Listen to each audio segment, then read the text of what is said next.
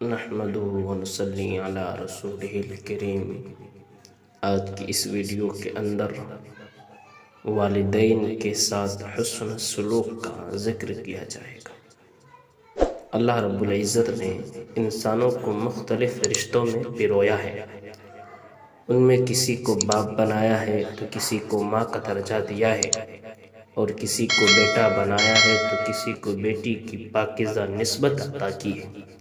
غرض رشتے بنا کر اللہ تعالیٰ نے ان کے حقوق مقرر فرما دیے ہیں۔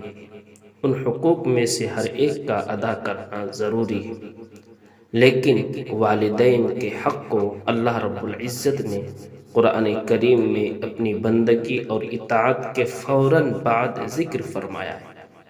یہ اس بات کی طرف اشارہ ہے کہ رشتوں میں سب سے بڑا حق والدین کا ہے۔ اللہ تبارک و تعالی نے والدین کا حسن سلوک کا قرآن کریم کے 15ویں پارے کے اندر ذکر فرمایا ہے۔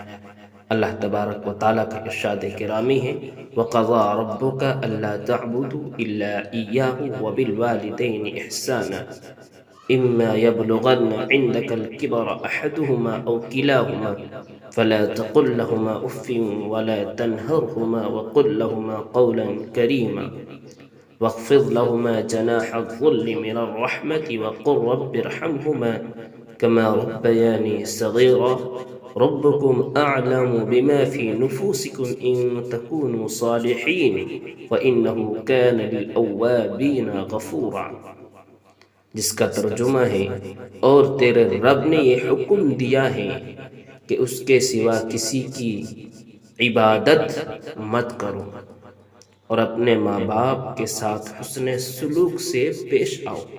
اگر وہ یعنی ماں باپ تیری زندگی میں بڑھاپے کو پہنچ جائے، چاہے ان میں ایک پہنچی یا دونوں، اور ان کی کوئی بات تجھے ناگوار گزرے تو ان سے کبھی ہوں بھی مت کہنا، اور نہ انہیں جھڑکنا، اور ان سے خوب ادب سے بات کرنا۔